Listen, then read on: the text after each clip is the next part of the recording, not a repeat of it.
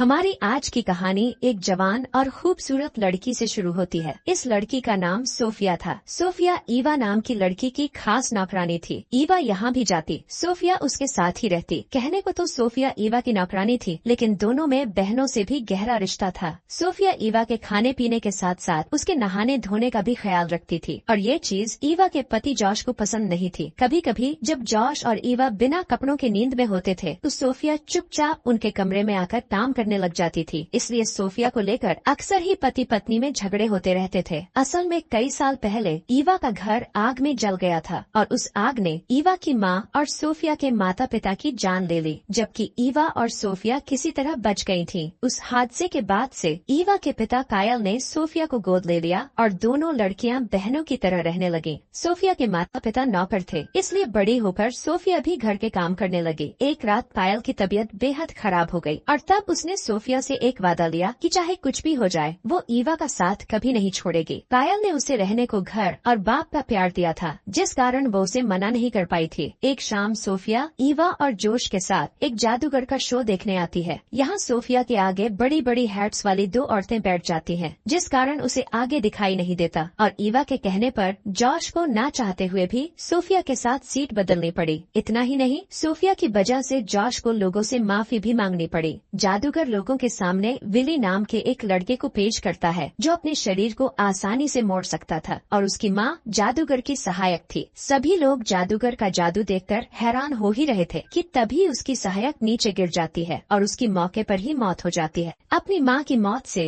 Willie काफी डर गया था, जबकि ईवा और सोफिया सदमे में थी। घर आकर सोफिया गर्म पानी में खास जड़ी बूटियाँ डालकर ईवा को नहलाने लगती है। वो जिस तरह ईवा को छू रही थी वो देखकर जॉश को बहुत बुरा लग रहा था, इसलिए वो सोफिया को बात बात पर डांट देता है। जॉश हर समय उसे डांटता रहता था, जबकि सोफिया हर वक्त खुश रहने की कोशिश करती रहती थी। अपना ध्यान भटकाने के लिए वो घर की तस्वीरों से बातें करने लगती थी। ऐसे ही पूरा दिन काम कर जब एक रात वो अपने कमरे में जाने लगी तो ईवा के कमरे से गर्म आवाजें सुनकर वो रुक गई। वो समझ गई थी कि जॉश ने ईवा की गुफा में धमाके करने शुरू कर दिए। उनकी गर्म आवाजें सुनकर सोफिया की गुफा में भी तूफान मचने लगा था। वो जल्दी जल्दी अपने कमरे में आकर पहले अपने कपड़े उतारती है और फिर खुद को आईने में देखकर अपनी गुफा में उंगली करने लगती है। अगली सुबह वो तैयार होकर बाजार की तरफ जाने लगी। सोफिया को स्टीव नाम का लड़का अच्छा लगता था और वो रोज उसी से सब्जी खरीदती थी, लेकिन स्टीव को देखते ही वो हड़बड़ा भी जाती थी। इसके बाद घर आकर पहले वो पूरे घर में साफ सफाई करती है और फिर खाना बनाने लगती है, क्योंकि आज घर में कुछ मेहमान आने वाले थे। सोफिया दिल से घर के काम कर रही थी और इसी बीच उसे पता चला कि जॉश एक नौकरानी रखने वाला है, और ये सुनकर वो परेशान हो गई। वो ईवा से दूर नहीं हो सकती थी, इसलिए वो और भी अच्छे से काम करने लगी। जल्दी ही घर में मेहमान आ जाते हैं। जॉश के घर में आने वाले मेहमान फादर नॉर्मन और उसकी बीवी जेनिफर थे, जिन्हें देखकर सोफिया हैरान होने लगी। एक समय था जब नॉर्मन सोफिया से प्यार करता था और सोफिया को भी उसका करीब आना पसंद था, लेकिन ईवा ने उससे नॉर्मन को छीन लिया था। नॉर्मन के आने से सोफिया घबरा गई और गलतियाँ करने लगी, जिससे परेशान होकर जॉश उसे सबके सामने बुरा भला कह देता है। कुछ देर बाद मेहमान चले गए। नॉर्मन से मिलकर सोफिया अपने पुराने दिनों को याद करने लगी, जबकि जॉश और ईवा में झगड़ा शुरू हो गया था। आज भी इनके झगड़े की वजह सोफिया ही थी। रात को जब सोफिया अपने कमरे में थी तो ईवा रोती हुई उसके पास आती है। ईवा उसे कुछ नहीं बताती, बस चुपचाप उसके साथ लेट जाती है, लेकिन सोफिया समझ गई थी कि अब उसे जाना ही होगा। अगले दिन सुबह होते ही सोफिया अपना सामान लेकर जाने लगी, मगर वो जैसे ही घर से बाहर निकली तो जॉश उसे रोककर कहता है कि मैं तुम्हें घर से निकालना नहीं चाहता, मैं तो बस इतना चाहता हूँ कि तुम हर समय हमारे साथ मत रहा करो। जॉश के समझाने पर वो समझ गई और वापस अपने काम पर लग गई। ऐसे ही एक दिन वो नॉर्मन से मिलने जाती है और रास्ते में कुछ सिपाही उसे अकेली देखकर उसकी गुफा लूटने की कोशिश करने लगे, मगर जल्दी ही नॉर्मन ने वहाँ आकर उसे बचा लिया। इसके बाद वो दोनों बातें करने लगे। उसके पूछने पर सोफिया बताती है कि कायल ने तो मुझे बाप का प्यार दिया, लेकिन ईवा ने बहुत बार मुझे नीचा दिखाने की कोशिश की है, क्योंकि वो अपने पिता का प्यार किसी के साथ बांटना नहीं चाहती थी। मुझे सजा मिलती देख उसे खुशी होती थी। नॉर्मन से बात कर उसे अच्छा लग रहा था और तभी ईवा उसके पास आकर उसे अपने साथ चलने को कहती है। ईवा उसे अपने साथ जॉश के स्टूडियो में लेकर आई थी। यहाँ उन्हें एक बच्चा मिलता है जो जॉश की बनाई मूर्तियों में छुपा हुआ था। जल्दी ही उसे पकड़कर घर लाया गया। शादी के इतने सालों बाद भी ईवा माँ नहीं बन पाई थी, इसलिए वो इस बच्चे को अपना खुद का बच्चा समझने लगी। ईवा उसे नहलाना चाहती थी, जबकि वो उछल कूद कर रहा था। ईवा के बाद जब सोफिया ने कोशिश की तो वो आराम से उसके पास आ गया। थोड़ी देर बाद जॉश ने एक डॉक्टर को बुला लिया ताकि वो बच्चे को चेक कर सके। चेक करने के बाद डॉक्टर उन्हें बताता है कि यह बिल्कुल ठीक है, बस इसका शरीर कुछ ज्यादा ही लचकीला है। ईवा तो उसकी शैतानियों से परेशान हो रही थी, लेकिन जॉश और सोफिया उसकी काबिलियत पहचान गए थे। एक रात ये लोग बच्चे को लेकर एक मेले में जाते हैं, लेकिन जब ये लोग मेले से वापस घर आए तो इन्हें अपने घर के बाहर जादूगर मिलता है। जादूगर के देखने से पहले ही वो बच्चा घर में कहीं छुप गया। जॉश के कहने पर सोफिया उसके लिए खाने का इंतजाम करती है। खाना खाते समय वो बताता है कि मेरी सहायक की मौत हो गई है और अब उसका बेटा विली ही मेरा वारिस है। जादूगर की बातों से ये लोग समझ गए कि उनके घर में जो बच्चा है वो विली ही है। जादूगर अपने जादू का कमाल दिखाने लगा ताकि ये लोग डर कर विली को वापस कर दे, लेकिन उसकी लाख कोशिशों के बाद भी जॉश उसे विली के बारे में कुछ नहीं बताता। सोफिया विली का बहुत अच्छे से ख्याल रखने लगी थी, जबकि ईवा को उससे जलन होने लगी थी। सोफिया ये सारी बातें नॉर्मन को बताती है और वो उसे ईवा को माफ करने की सलाह देता है। सोफिया फिर से नॉर्मन के करीब आना चाहती थी, इसलिए उसने नॉर्मन के घर आना जाना शुरू कर दिया। उसके घर के काम करने शुरू कर दिए। नॉर्मन से मिलकर उसकी जिस्मानी भूख जागने लगी थी। वो हर वक्त पानी निकालने के ही सपने देखने लगी थी। एक तरफ वो नॉर्मन के करीब जाना चाहती थी और वहीं दूसरी तरफ वो स्टीव के साथ भी समय बिता रही थी। स्टीव से मिलकर जब वो घर पहुंची तो जॉश का एक पुलिस वाला दोस्त जॉश को बताता है कि जादूगर पर बैंक लूटने का आरोप है और पुलिस को शक है कि इस अपराध में एक दुबले पतले बच्चे ने उसकी मदद की है जो छोटी सी जगह से भी निकल सकता है। वो आगे बताता है कि पुलिस को लग रहा है कि वो बच्चा तुम्हारे घर में है, इसलिए कुछ ही दिनों में पुलिस तुम्हारे घर जांच करने आएगी। ये सुनकर जॉश और सोफिया सोच में पड़ गए। वो विली को दबाकर खिला पिलाकर मोटा करने लगे ताकि कोई उसे पहचान ना पाए। इसी बीच सोफिया को पता चला कि स्टीव उसी की एक सहेली से शादी करने वाला है और ये जानकर उसका दिल टूट गया। कुछ ही दिनों बाद जॉश के घर पुलिस आती है, लेकिन जब उनके कहने पर विली को बुलाया गया तो उसे देखकर उन्होंने वापस जाने का फैसला कर लिया, क्योंकि सोफिया और जॉश ने उसे खिला पिलाकर पूरी तरह बदल दिया था। अब सब कुछ ठीक था। विली के बचने से सभी खुश थे, लेकिन विली खुश होकर इधर उधर कूदने लगा। सोफिया उसे पकड़ने के लिए उसके पीछे भागती है और इसी दौरान उसकी नजर ईवा और नॉर्मन पर पड़ती है, जो एक दूसरे के गले लगे हुए थे। उन दोनों को साथ में देखकर एक बार फिर सोफिया का दिल चकनाचूर हो गया। उदास होकर वो बाजार की तरफ जाने लगी और तभी स्टीव उसके पास आकर उसे बताता है कि मैं सिर्फ तुमसे प्यार करता हूँ, अगर तुम हाँ करो तो हम दोनों शादी कर किसी दूसरे शहर में रहने चले जाएंगे। वो स्टीव से शादी तो करना चाहती थी, मगर वो ईवा को नहीं छोड़ सकती थी, इसलिए सोफिया उसे मना कर देती है। कुछ दिनों बाद जॉश ने अपने घर एक पार्टी का इंतजाम किया, जिसमें वो और ईवा सबके सामने विली को गोद ले लेते हैं। ये सुनकर पार्टी में आए सभी लोग ईवा की तारीफ करने लगे, क्योंकि उसके पिता कायल ने भी सोफिया को गोद लेकर उसकी जिंदगी संवार दी थी। आज पहली बार सोफिया को ईवा की तारीफ से तकलीफ हो रही थी। वो जॉश को ईवा और नॉर्मन के बारे में बताना चाहती थी, इसलिए मौका मिलते ही वो सबके सामने जॉश को बता देती है कि जिस नॉर्मन को तुम अपना दोस्त कह रहे हो वो साला तुम्हारी बीवी का पुराना आशिक है और वो दोनों आज भी मिलते हैं। उसकी बात सुनकर नॉर्मन की बीवी को दौरा पड़ जाता है, जबकि सोफिया भागकर घर में आ जाती है। घर में आकर वो जल्दी जल्दी अपना सामान बांधने लगी ताकि यहाँ से कहीं दूर जा सके। उसे लगने लगा था कि वो जिससे भी प्यार करती है ईवा उसे छीन लेती है। तभी ईवा भी उसके पीछे पीछे आती है। ईवा को सोफिया पर बेहद गुस्सा था, इसलिए वो उससे लड़ने लगी। देखते ही देखते दोनों में हाथापाई होने लगी। कुछ देर हाथापाई करने के बाद ईवा उसे बताती है कि मैं माँ बनने वाली हूँ और ये सब नॉर्मन की प्रार्थना की वजह से हुआ है, इसलिए मैंने खुशी के मारे उसे गले लगा लिया था। जैसा तुम सोच रही हो वैसा कुछ भी नहीं था। ईवा की बात सुनकर सोफिया को एहसास होने लगा कि ईवा ने उससे कभी भी नफरत नहीं की, बल्कि ये सब तो उसका बहम था। वो सालों से ईवा को गलत समझती आ रही थी। जल्दी ही दोनों के मन मुटाव दूर हो गए और तभी उन्हें पता चला कि घर में आग लग चुकी है। सोफिया आग के लिए खुद को जिम्मेदार मानने लगी, लेकिन जल्दी ही वो खुद को संभाल कर अपनी और ईवा की जान बचा लेती है। कहानी के आखिर में ईवा के कहने पर सोफिया ने स्टीव से शादी कर ली और दोनों अपने अपने परिवार के साथ खुशी खुशी रहने लगी। इसी के साथ इस कहानी का यही अंत हो जाता है। हमारी वीडियो देखने के लिए बहुत बहुत धन्यवाद। मिलते हैं अगली वीडियो में, तब तक के लिए नमस्कार।